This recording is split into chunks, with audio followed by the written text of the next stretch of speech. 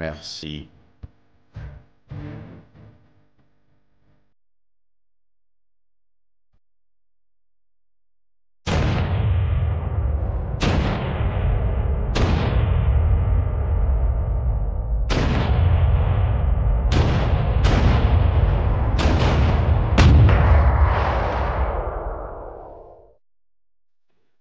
Quelques semaines après les deux grandes actions nocturnes et la perte de deux des croiseurs de bataille de la classe Congo, la situation japonaise sur Guadalcanal devenait assez sérieuse.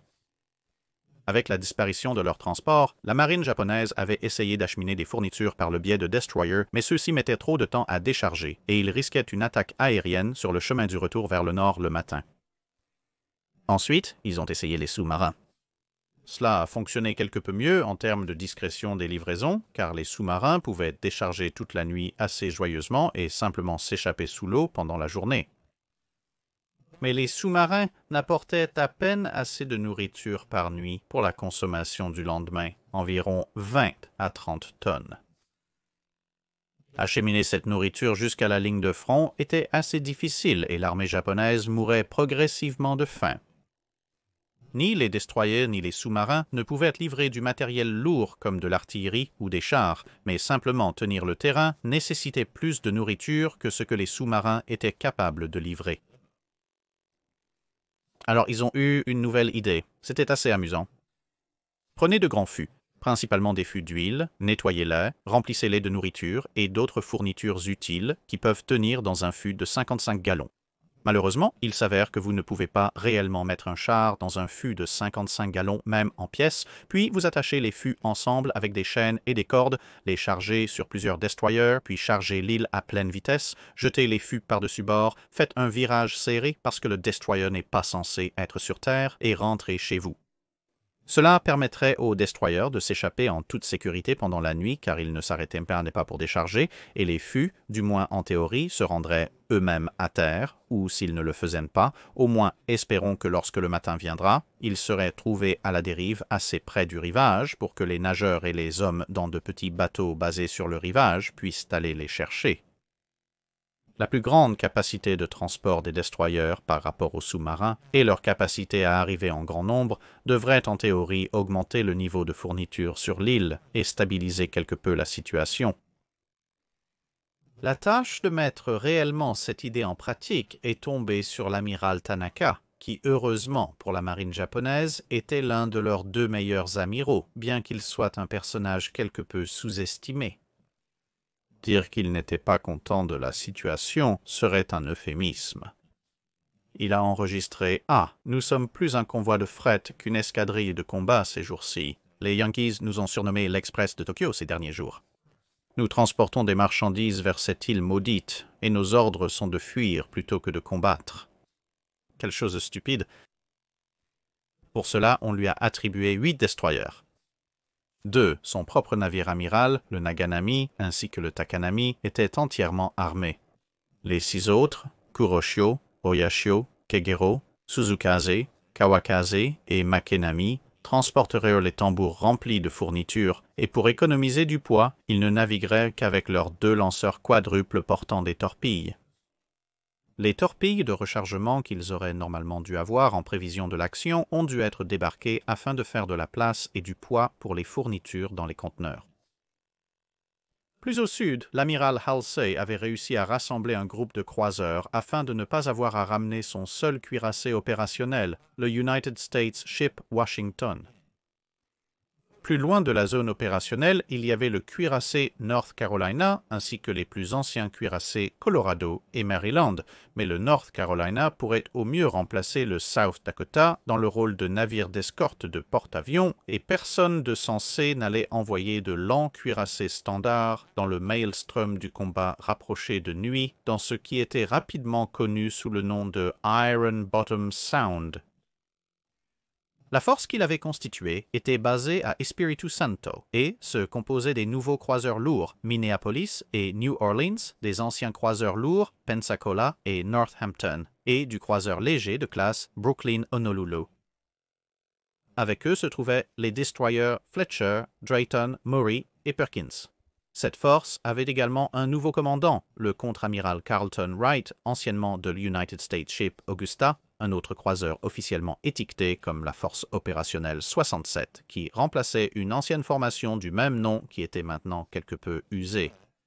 La formation avait été sous le commandement de l'amiral Kinkaid, qui avait synthétisé les plans de l'amiral Scott, sur lesquels il avait travaillé avant sa mort, avec les leçons tirées des actions japonaises, puis en ajoutant l'utilisation des nouveaux ensembles de radars SG, il était en train de former une nouvelle doctrine de combat nocturne pour la marine américaine. Le plan semblait bon sur le papier, en dehors de tout le reste. Cela signifiait au moins que les navires américains sauraient ce qu'ils étaient censés faire, au lieu de simplement deviner au milieu d'un mélange de silence et d'ordres contradictoires sur le vif. Kinkaid a reconnu que le prochain combat serait presque certainement nocturne, et donc les destroyers équipés de radars SG devraient mener la formation.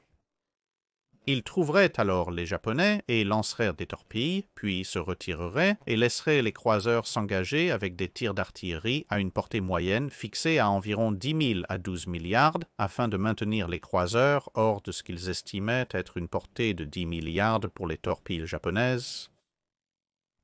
À moins et jusqu'à ce qu'une occasion de soutenir les croiseurs avec des tirs d'artillerie se présente, les destroyers devaient rester à l'écart et ensuite bien sûr potentiellement intervenir pour aider. Si possible, les avions de reconnaissance que les navires transportaient largueraient des fusées éclairantes similaires à la doctrine de combat nocturne de la marine japonaise, et si ces avions de reconnaissance n'étaient pas disponibles, alors des obus éclairants pourraient être utilisés, mais l'utilisation de projecteurs était interdite dans toutes les circonstances, sauf les plus désespérées, car l'expérience opérationnelle avait montré que pratiquement tous les navires qui avaient utilisé des projecteurs la nuit jusqu'à présent étaient devenus une cible pour tous les autres navires dans la zone. La nouvelle force était une force de fortune. Des navires avaient été épargnés ou détournés de leur mission d'escorte de porte-avions, des destroyers avaient été prélevés sur diverses escortes de convois, et la moitié de la force n'était arrivée de Pearl Harbor que 2 jours auparavant, le 27 novembre. La marine américaine disposait au moins à nouveau d'un groupe de travail de croiseurs dans la région de Guadalcanal pour l'instant. Et puis, dans un mouvement qui a dû sembler brillant à quelqu'un, Kinkaid a été réaffecté et le contre-amiral Carlton Wright, qui n'avait pas encore vu de combat de surface dans la guerre et qui venait d'arriver avec le United States Ship Minneapolis, a pris le commandement juste au moment où les nouvelles commençaient à filtrer que toutes les nouvelles leçons de combat nocturne allaient bientôt devoir être mises en pratique. La force opérationnelle 67 a ensuite été mise en alerte de 12 heures pour appareiller le 29 et ils attendirent le signal pour lever l'ancre. Grâce aux experts en déchiffrement alliés, la marine américaine savait maintenant quand Tanaka était censé faire sa course d'approvisionnement, bien que, en raison d'une certaine confusion, probablement due à l'utilisation de destroyers comme transport, les officiers du renseignement ont transmis un message indiquant que la force japonaise devait être composée de 6 destroyers et 6 transports. Mais dans tous les cas, la force américaine s'est mise en route pour intercepter, passant par le canal de Lengo entre les îles de la Floride et de Guadalcanal, visant à rencontrer l'ennemi dans le même écart entre l'île de Savo et Guadalcanal qui avait vu tant d'actions au cours des mois précédents. En chemin, ils ont récupéré 2 destroyers supplémentaires, le United States Ship Lamson et le United States Ship Lardner, qui étaient à proximité après avoir escorté un groupe de navires de ravitaillement. On leur a dit d'aller rejoindre l'arrière de la ligne après que le groupe de travail américain entrant ait presque percuté le dit convoi. En route également, ils ont reçu une mise à jour indiquant que la force ennemie serait probablement composée entièrement de destroyers, bien que ce renseignement suggère également que les destroyers pourraient essayer de débarquer des renforts ainsi que de ravitailler. Ironiquement, cela signifiait que la marine américaine se déployait pour intercepter la force de Tanaka avant même que Tanaka lui-même ne parte sur la dernière étape de sa course. Lorsque la force de Tanaka a quitté, l'un des observateurs de la côte alliée l'a repéré et l'a signalé. Les observateurs de la côte étant un système de repéreurs humains qui fonctionnait efficacement comme des radars parlants qui avaient été installés à divers endroits de la chaîne d'îles, souvent derrière les lignes ennemies, pour surveiller et signaler les mouvements de navires japonais. Les avions de reconnaissance américains ont confirmé cela davantage. Les croiseurs américains ont déployé leurs avions de reconnaissance en soirée, leur ordonnant d'atterrir dans les espaces américains proches après leur mission de surveillance. En théorie, l'avion devrait ensuite se ravitailler et décoller à nouveau pour fournir les largages de fusées éclairantes dans l'action nocturne, ce qui évitait également d'avoir des avions ravitaillés sur les ponts du croiseur. Cependant, comme il s'est avéré, des conditions météorologiques contraires les empêcheraient de décoller à nouveau à temps cette nuit-là et ils ne prendraient aucune part à l'action subséquente. D'un autre côté, un avion de reconnaissance japonais a repéré un convoi de ravitaillement, presque certainement celui dont Lampson et Lardner venaient d'être empruntés, et Tanaka a réalisé que tout convoi devait également avoir une escorte, et s'il y avait une escorte, elle devait être à proximité. Et si elle était à proximité, alors il était tout à fait possible qu'il puisse tomber dessus, et donc il pouvait s'attendre à rencontrer de la résistance. Cependant, contrairement à d'autres amiraux japonais, non seulement Tanaka était préparé à cela, mais il avait déjà informé ses capitaines que, bien qu'ils puissent être en train de faire une course de ravitaillement, s'ils tombaient sur des navires ennemis, ils devraient prioriser leur destruction au lieu de continuer la course de ravitaillement. L'armée japonaise aurait pu ne pas être d'accord avec cet ensemble particulier de priorités, mais c'était Tanaka qui était aux commandes. Il a conduit ses navires au sud-est entre Saibu et Guadalcanal, tandis que les navires américains se dirigeaient vers le nord-ouest, avec le United States Ship Fletcher en tête des 3 autres destroyers qui avaient réellement été affectés à l'unité, puis le navire amiral Minneapolis en tête des croiseurs. Ceci étant suivi par New Orleans, Pensacola, Honolulu et Northampton en queue de peloton. Parmi ceux-ci, tous, sauf les 2 navires les plus anciens, étaient équipés de radars SG. Lampson et Lardner étaient bien sûr à la traîne à l'arrière. Alors que Tanaka passait près de l'île Savo, se déplaçant entre 12 et 15 nœuds, il se préparait à déployer les tambours de ravitaillement. Pendant ce temps, plusieurs navires américains venant dans l'autre sens, à environ 20 nœuds, ont commencé à détecter les navires japonais sur le radar, mais c'était bien au-delà de toute portée de tir raisonnable la nuit. La formation américaine s'est resserrée vers l'intérieur, pendant que les Japonais, ignorant la situation, ont commencé à desserrer les tambours de ravitaillement sur leurs ponts. Cependant, 6 minutes après que le radar américain a repéré la marine japonaise, le navire amiral de Tanaka a repéré les navires américains et a ordonné au reste des destroyers japonais d'arrêter immédiatement ce qu'ils faisaient et de se préparer à l'action. Quelques minutes plus tard, les destroyers américains, qui n'étaient maintenant qu'à 7000 yards, ont demandé la permission de tirer leurs torpilles, car l'un des ordres qui avait été donné au dernier moment avant le coucher du soleil avait été similaire à ceux que vous avez entendus lors des batailles précédentes. Pas de tir sans permission directe de l'amiral dans ce cas, à moins que vous ne soyez en dessous de 6000 yards et que vous ayez un contact ennemi confirmé. À ce stade, les 2 formations étaient sur le point de se croiser, donc un lancement à ce stade aurait eu les torpilles courant vers les navires japonais venant en sens inverse dans une direction perpendiculaire, se rapprochant rapidement et sur la plage courte la plus optimale. Mais rien n'est revenu. Les minutes passaient, puis l'amiral Wright a refusé la permission de tirer, affirmant que la portée était trop longue. En fait, la portée était inférieure à la moitié de la portée maximale d'une torpille Mark 15, quelque chose que le capitaine William Cole de Fletcher n'a pas perdu de temps à faire savoir à l'amiral et que le officier exécutif de Fletcher enregistrerait plus tard comme la chose la plus stupide que j'ai jamais entendue. D'autres minutes ont passé et finalement l'ordre de tirer les torpilles est arrivé. Malheureusement, pendant le temps de la demande initiale, les 2 formations s'étaient rapprochées et se croisaient maintenant. Donc la déviation nécessaire signifiait que les torpilles américaines, dont près de 2 douzaines étaient maintenant dans l'eau, devaient poursuivre les destroyers japonais, ce qui signifie à la fois une course plus longue et une évasion plus facile si les armes étaient repérées, puisque la vitesse de fermeture serait considérablement moindre. Perkins, Fletcher et Drayton avaient lancé toutes leurs armes, mais Maury était le seul destroyer de la formation de tête sans radar. Elle n'a donc pas lancé car elle n'avait aucun contact ennemi.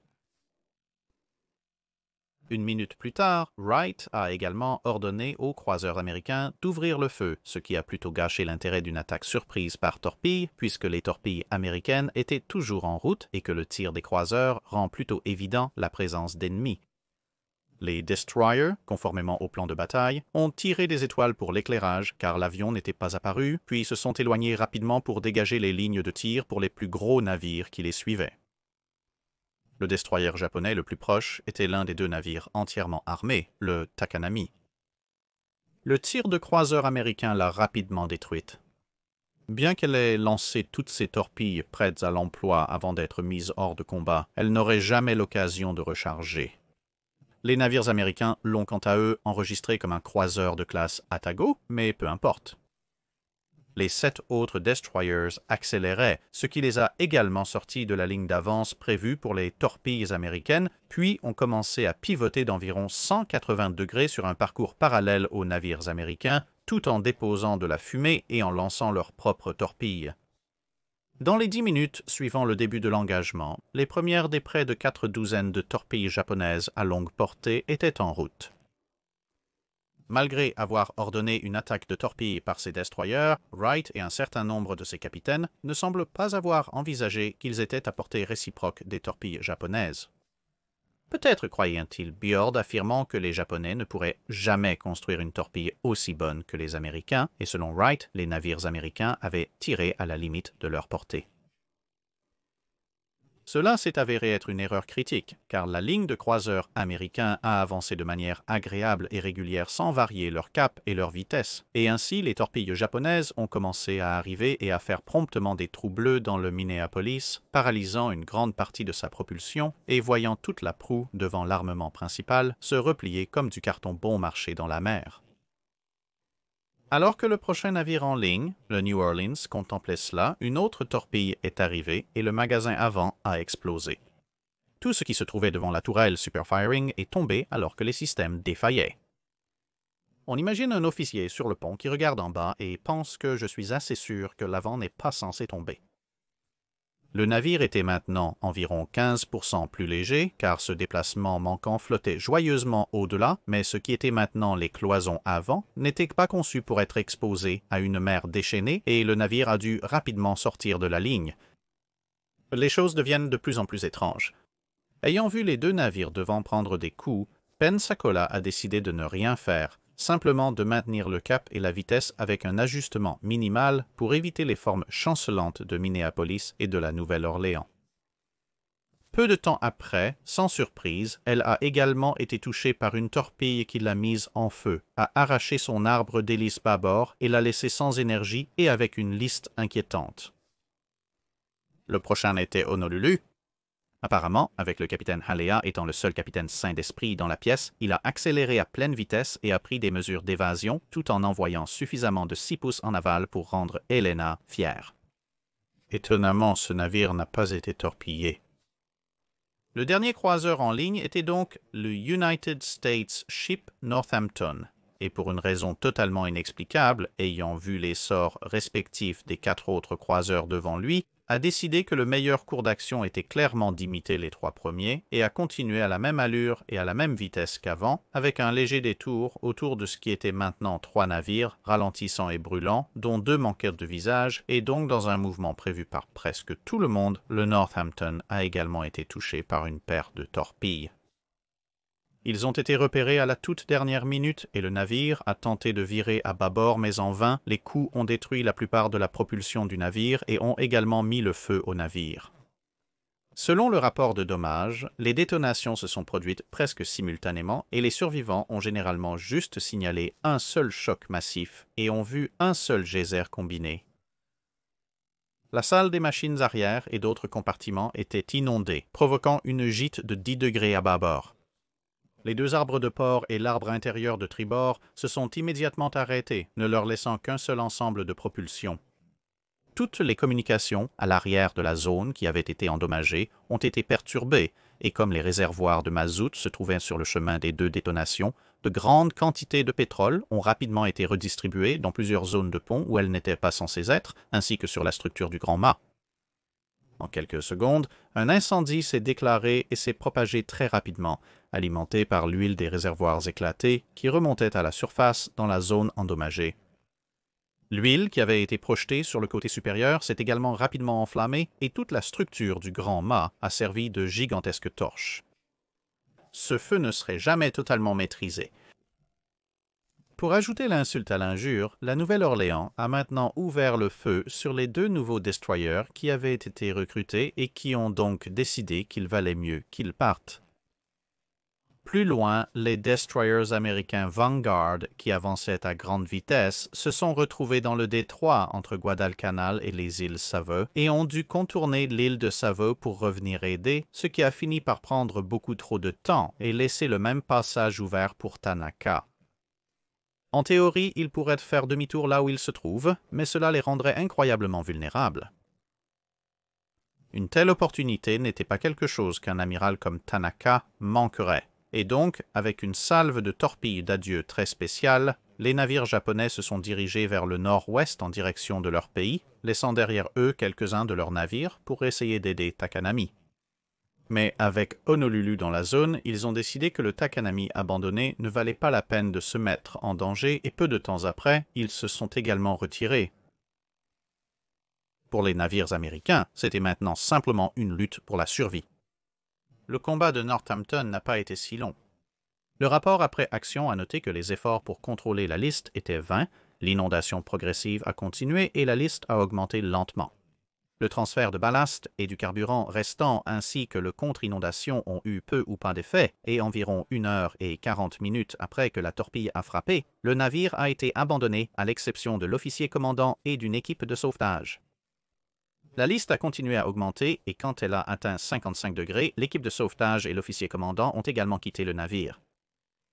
Peu de temps après, environ 3 heures et 15 minutes après avoir été touché, le Northampton a complètement chaviré et, avec la quille visible, a plongé par l'arrière. Heureusement, le départ de la force de Tanaka signifiait que beaucoup des survivants pouvaient alors être secourus par des bateaux patrouilleurs torpilleurs et d'autres embarcations basées à Guadalcanal. Les 3 autres croiseurs qui avaient été touchés ont réussi à se rendre lentement à Tulagi, souvent sans même atteindre une allure de marche. Heureusement, Tulagi n'était pas si loin, et les navires sont arrivés avec des incendies et des inondations toujours à bord, aidés par 4 des destroyers, tandis que les 2 autres sont allés aider les survivants de Northampton. À bord des 2 navires de la classe New Orleans, tous 2 flottaient pratiquement uniquement grâce aux efforts héroïques de certains membres de leur équipage. Nombre d'entre eux seraient malheureusement plus tard retrouvés morts à leur poste, ayant renoncé à des opportunités de s'échapper en faveur de l'achèvement de travaux de contrôle des dommages vitaux, même si cela leur coûtait leur dernier souffle. Minneapolis avait encore techniquement son étrave attachée. Elle était juste inclinée de près de 90 degrés et agissait comme un énorme frein à eau. Une fois en sécurité, Pensacola serait le premier à être réparé avant d'être envoyé au sud. Cela a pris environ 1 semaine. Elle avait eu une chance incroyable. L'une des torpilles avait touché un réservoir de carburant qui avait recouvert l'arrière du navire d'une vague de flammes liquides qui avait ensuite goûté dans la coque et déclenché un certain nombre d'obus dans le magasin arrière une fois que la chaleur était devenue trop grande. Heureusement, il s'agissait de détonations individuelles relativement faibles se produisant en séquence au lieu d'une détonation de masse de charge propulsive qui avait condamné d'autres navires. Les 2 autres ont nécessité la fabrication de pousses temporaires à partir de troncs de cocotiers locaux afin de soulager la pression sur les cloisons internes désormais exposées à la mer. Ces dernières étaient relativement grossières et pas particulièrement jolies, mais elles fonctionnaient. Cela a pris la majeure partie de la semaine suivante, période pendant laquelle les navires seraient également recouverts de filets de camouflage pour tenter de détourner l'attention des avions japonais, mais ils finiraient également par atteindre la sécurité, bien que tous les navires impliqués aient besoin de presque 1 an avant que leur réparation et leur proue de remplacement ne soient terminées. Inutile de dire que toute cette affaire a été quelque peu désastreuse, laissant la marine américaine avec à peine plus d'une douzaine de croiseurs dans tout le théâtre du Pacifique. Au départ, Wright prétendait avoir coulé 2 croiseurs légers japonais et 7 destroyers en échange, ce qui explique probablement pourquoi il n'a pas été réprimandé, mais bien sûr, il s'est finalement avéré que seul un destroyer japonais avait été perdu. Bien sûr, c'était à une époque où les torpilles des navires américains ne fonctionnaient pas très bien, et les États-Unis, y compris Wright, refusèrent de croire que les torpilles japonaises fonctionnaient incroyablement bien, bien qu'après tant d'engagements avec les navires japonais tirant des torpilles et coulant des navires alliés à une portée assez considérable, on pourrait penser que la vieille ligne de sous-marins fatigués devait s'être glissée un peu près. Mais c'est ce que Wright a affirmé dans son rapport, ce qui était assez évident à partir des mesures de télémètre. de l'engagement que la portée avait été suffisamment proche pour que même certaines torpilles de la Première Guerre mondiale auraient pu y arriver, deux officiers avaient précédemment attiré séparément l'attention sur ce fait. Que les Japonais avaient en des torpilles supérieures, l'amiral Scott et le capitaine Rooks de l'United States Ship Houston, mais tous deux étaient morts à ce moment-là et leurs avertissements avaient été complètement ignorés.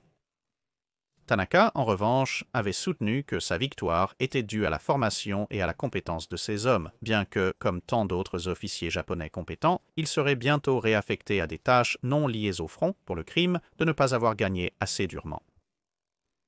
Le seul point positif était que le ravitaillement lui-même n'avait pas été achevé, et entre les attaques de bateaux patrouilleurs, torpilleurs, les attaques aériennes et autres, la plupart des tentatives ultérieures de débarquement de fournitures ont été principalement ou entièrement perturbées.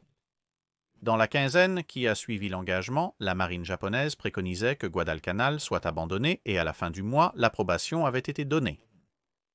Il ne restait qu'une dernière lutte entre les efforts d'évacuation japonais et les forces américaines qui tentaient de resserrer le filet. Mais c'est une histoire pour une autre fois. C'est tout pour cette vidéo. Merci d'avoir regardé. Si vous avez un commentaire ou une suggestion pour un navire à examiner, faites-le nous savoir dans les commentaires ci-dessous. Commentez le post épinglé pour les questions de cale sèche